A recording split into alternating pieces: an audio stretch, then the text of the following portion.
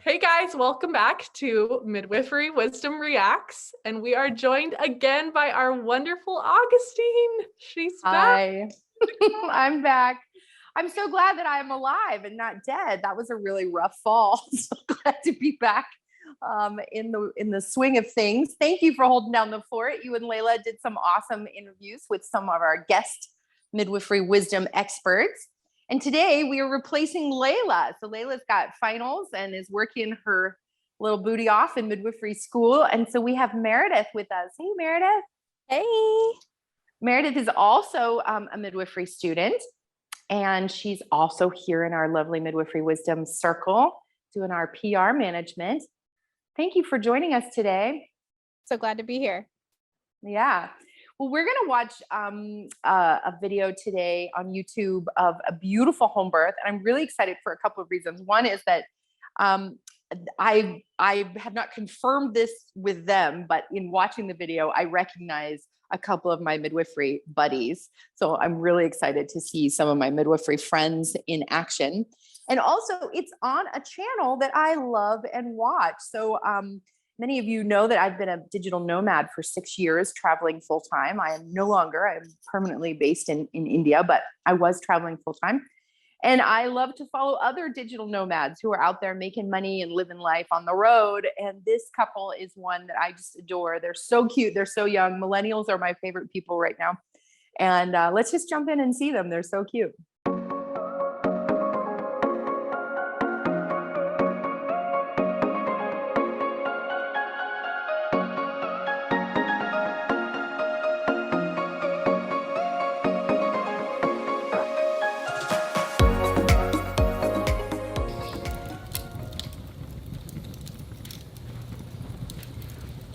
Viewer discretion is advised. That's my favorite. Look how cute she is. I don't want to get my hopes up too high, but I'm pretty sure that I've been having contractions now. It's 9 o'clock in the morning since 3:30 this morning, and they've been pretty consistent. So today or tomorrow might be the day. Oh, she's got a realistic approach. That's so great. I'm just pacing around the house eating. Not really sure what to do. Good dad. Not really sure where to go. So cute. The rituals of birth. It's adorable. She's got a doggy doula. I love that dog. What does it feel like? Real life still happening. Kind of like stabbing pain. I think they say active labor starts when you're having more than like at least 5 an hour, which I've been having for quite a while. So is it gonna like come on like and get No, like, more or is it often gonna be like than a that. slow build? Or is it gonna be like, wow, that was way 6 more an hour is 10 minutes apart. That's not close I don't enough. know. The pool better start filling up faster. No, it doesn't need to. They say once you can't talk. So this couple used to be, they started a homestead in Costa Rica from their little tiny live aboard bus. So I used to live in a bus too, which is how I started following them, like van life. And, Nothing lets off a little bit of anxiety, like chopping wood. It's 2 p.m. and my contractions have gotten significantly more intense. And they're about 4 to 5 minutes apart right now. So I just called the doula and the midwife to update them and let them know. And it's coming. I don't know if Sadie's gonna be here tonight or tomorrow, but I think she's gonna be a September baby. I'm waiting for my water to break like any moment. Think so? Maybe it'll break when I'm in the pool. Then we have to drain it all out. It could at any moment. Do you have like any warning, or is it Oh my all of a God, sudden they're it's like, so whew? cute. You want me to get the tub ready for you downstairs? Did you have to drain the pool if your water broke in the pool? No, definitely not. The midwife is on her way. We've been talking with the birth team this whole time because they don't need to be here for the whole thing. This could be a long, slow process, and right now we really don't need them. But the midwife wants to take her blood pressure, she wants to look for position, she wants to check out the baby, she wants to just do a little checkup. So she's on her way, and hopefully just all good signs, and we can just keep chugging along here, nice and slow, nice and gradual. Aren't they so well informed? Like, can you believe how awesome they are? Earlier, or you think they're still kind of? So I know that they're in Massachusetts. I hear you cheering. Can I get a because I little know update? this. 5 to 6 centimeters yeah, like- dilated. What does that mean? We're having a baby. We're gonna have a baby Today? tonight. Tonight? I mean, maybe by tomorrow. Tomorrow morning, you guys will be tucked in with a baby. So we're going to have the baby There's tonight. Kim. Yeah, right? You know what? Oh my God, aren't they so cute, Meredith? They are absolutely adorable. Seriously, they Oh my know God. so much, right? Like, can you imagine? So well informed. These are like First time- ideal home birth clients. Ideal. Yeah. And so that midwife listening is Kim, and Kim is a midwife friend of mine in Massachusetts. I've stayed at her house actually, and I know what an incredible midwife she is and what an incredible job she does educating them. And I actually watched their video before this, which we'll tag in the description, which is their preparation, like leading up to being in labor. And they also had Dina is one of their backup midwives, and I'm friends with her too. And they were all sitting on the couch doing their 36-week visit, going through all of the like what ifs and plans and everything. And it was just so reassuring and beautiful to see these midwives who I know are like top of their game. Like they're the top, most amazing midwives in that region.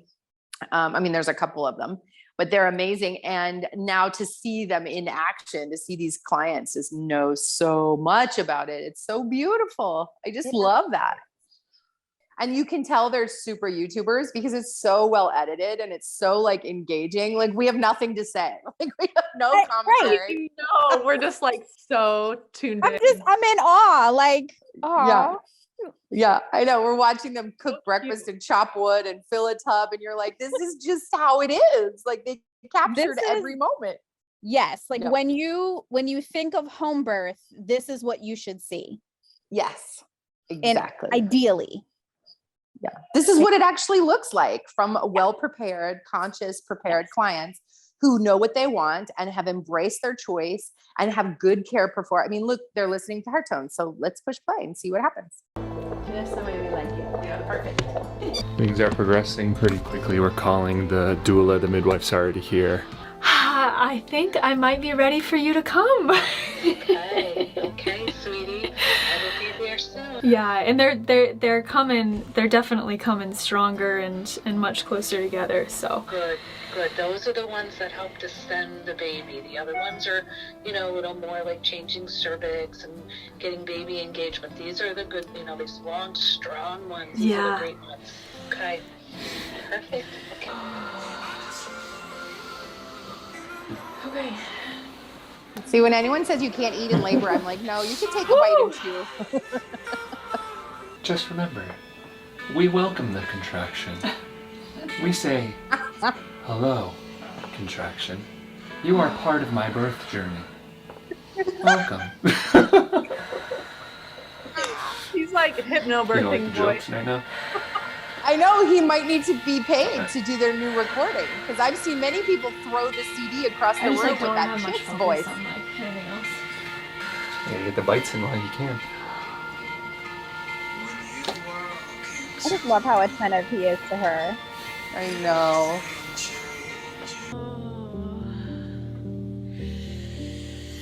Now it's real. It's happening. Ooh, Meredith. I just want to say, like, this is another perfect example of why I love this midwife and all senior midwives.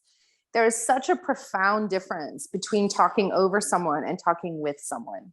And the fact that as soon as she saw that it was real labor, not laughy and jokey and exciting, but like she's working, she got down on the floor in the exact same position and made herself one with the environment. That makes all the difference. In fact, I talk about this a lot, but I think it's not known in mainstream knowledge. It's the idea that humans' only major predator was cats. in the last several millennia, right? Big cats up in the tree is what we are still programmed to be afraid of in a limbic, subconscious, deep cellular way. And so I talk about this with student midwives. One of the best things you can do is get down, get low and slow. When you show up to a space where someone is actively working in labor, they are vulnerable, full stop. Like, it doesn't matter if they're still smiling, if they're saying, no, I'm fine. They're cellularly vulnerable. They are wary of danger. There's never been a time in that woman's life, laboring with her first child, that she's been so completely aware of her risk and her vulnerability and her need to protect herself. And so one thing that all providers, regardless of whether you're in the hospital, in the home, anywhere, all providers, doulas, anyone, one of the best things you can do is get down at her level. Make her cellularly aware that you are not a threat. And I think this is part of why the hospital environment is so disadvantageous to progress. I mean, we all know that a third of all hospital births in the United States end in cesarean. And there's another third that have induction. And there's another third that have augmentation. They need Pitocin to progress in labor. And I really think that's because the people's birthing bodies do not feel safe enough to progress. And that is absolutely related to fear and adrenaline, right? So when you have fear in your body, you have adrenaline, and adrenaline is the direct antidote to oxytocin, and oxytocin is what causes contraction. So at a very cellular hormonal level, if you have fear in your body, your labor will stop until you can get somewhere safe. And that's why we have to force so many labors. So especially in the home birth environment, doing what this midwife is doing right now in this beautiful image where she gets down low and slow. I'm with you. I'm on the same page. You don't have to be afraid of me. I'll walk through the muck with you. That is just like, it's one of the most senior experience levels that you could see. I 100% agree with that. And then also choosing who you invite into your space. Oh yeah. And, so huge. You know, it's big for your supporters as well. Yeah. You know, to tell grandma and to tell your husband to, like, you know, not stand over you. Absolutely. I can't tell you how many times I have seen labors stop or slow down because of the overbearing mother-in-law who's excited and, like, she doesn't mean any harm, but I'm like, can you go get us food? That would be wonderful. That would be such a big help if you could get us food. We promise you won't miss anything, you know? Yes. And her labor has just been picking up and up and up and up here, which means, you know, she feels safe with who she chose. That's just brilliant. Yeah, feels like there's some giant shit. Yeah, love it. You kind of do. Yeah. Might be the nickname. So there's your shift, honey, okay? You just want to transition right there. Right at that moment. Okay? You just opened a new gate.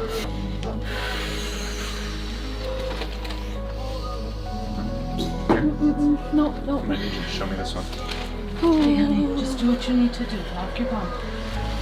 Try not to change position. There you go. Good job. Remember those panicky moments when it starts to level up?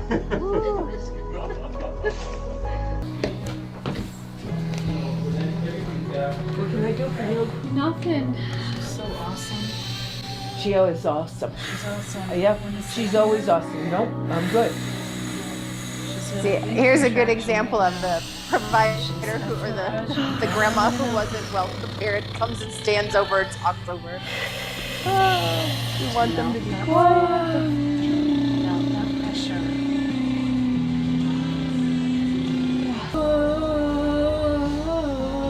This is a long one.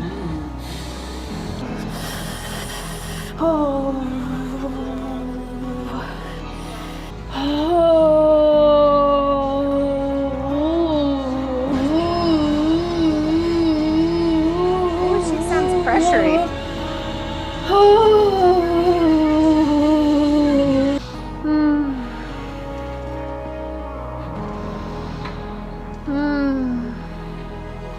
Much closer to that verge. A couple of times you've gone. Yeah.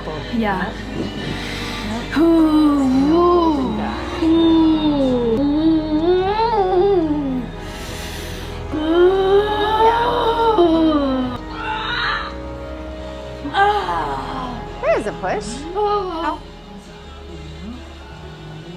Take a breath and go right back at it quick. Like that. Oh, yes.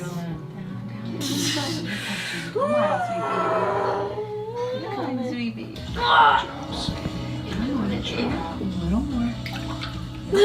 Right into it. Go ahead, all you've got down. Yep. You've got it. You've got it. Go ahead. Go ahead. Push it right into your hand. Push. All you've got. Do it, push. Push on it. I'm scared. No, I know. It's okay. Don't scare. Go ahead. Pause for a second. Use that.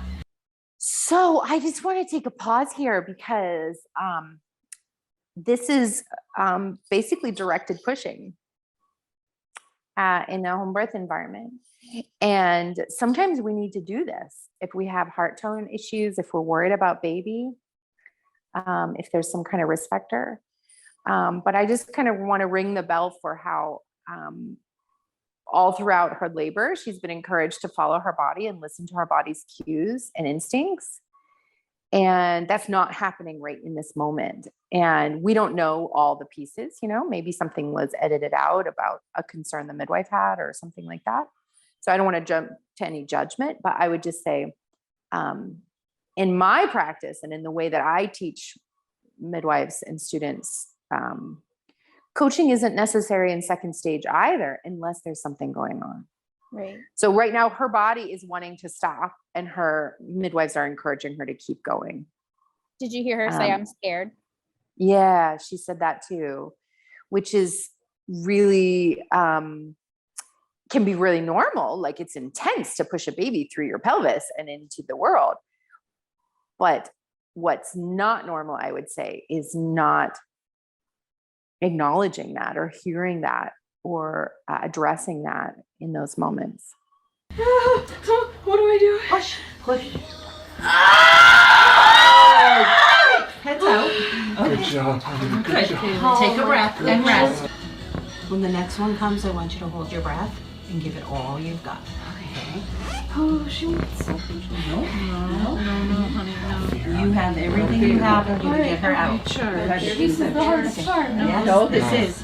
No. This is the longest. This is the longest piece of your life right here. Wow, that's a lot of talk. talking. You will ever You're gonna live. do it, honey. You've got this. You're gonna do it. Okay. And all you've got. Ready? Go. Go ahead.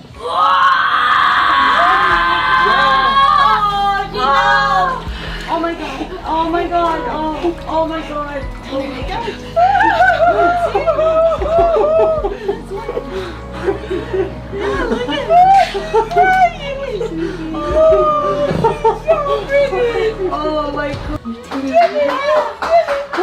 Good work. You did it, honey. You did it. Oh. What is she looking looking at your mama. She's looking at her mama. God. Oh my god. It's a look. Oh, look at her. She's so cute.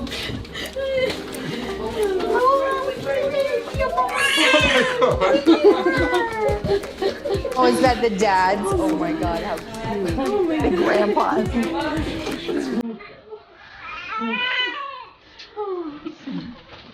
That's your little sissy.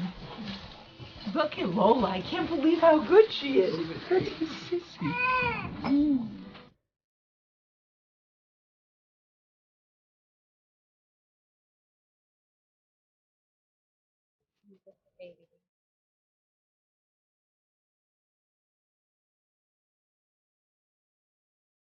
So cute.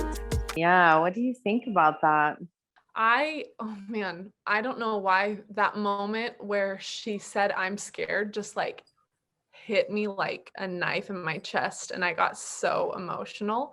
And I don't know if it's just because I'm kind of working through some birth trauma of my own from this little Yes. scene. But it was just,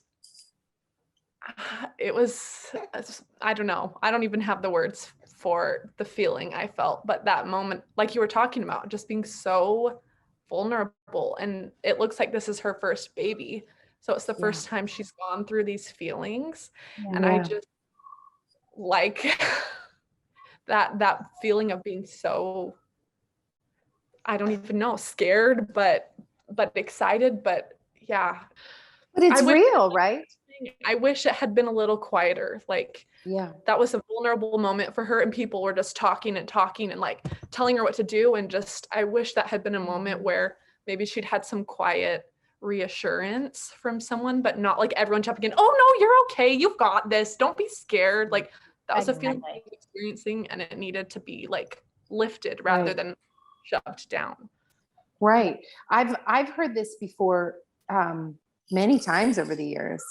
And I'm scared in that moment doesn't necessarily mean I'm scared of pushing. It sometimes is much bigger. Like, I'm scared of becoming a mother.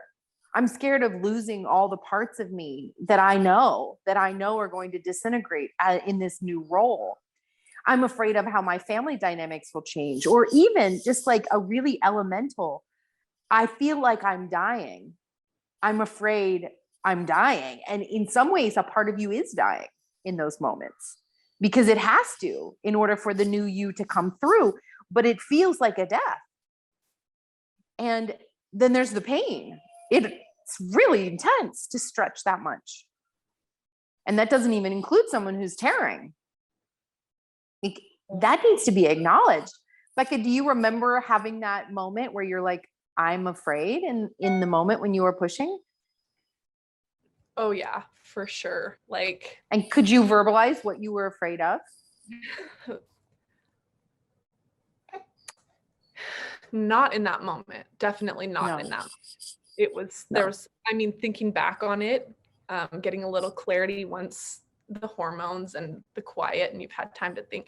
But in that moment, there was not a chance that I would have been able to say, oh, I'm scared because this was unexpected and this hurts and I don't, there's no way. Yeah. Yeah. It's just the unknown. It's just like a big ball of unknown, right? It's just being thrown at you, but it still deserves to be acknowledged. And I wonder, Meredith, in those, when you've seen situations like this, how do you and the team you work with acknowledge that expression of fear? So I really think that it's important, like you said, to acknowledge it. So, of course, being on their level, like you said earlier, and, a very calm and reassuring voice. I hear you. This can be a scary moment, Yes. And you're supported. You are safe. Yes. Your baby is going to be in your arms soon. Something, just. Yes. You're doing it. Exactly. There's nothing wrong right now. Everything's okay. Now, if there's something wrong, if we're pushing because there's a heart, then you don't say that. And maybe we don't actually have the opportunity to reassure in that moment. Absolutely. Right. Absolutely. And this is the excellence in midwifery when we're talking about knowing the difference between abnormal and normal and being able to communicate that and also action the steps that are necessary in those moments. And this is why actually, this is why it's so complicated. This is why it takes so many years to learn. And even after you graduate, you're still learning. I mean, I learn at every birth, is because really being able to understand in the moment the difference between normal and abnormal, and then communicate an action completely differently, depending on what that moment needs, is that's the highest level critical thinking that there possibly is. There isn't a profession on the planet that has to think as fast as midwives do in the out of hospital setting.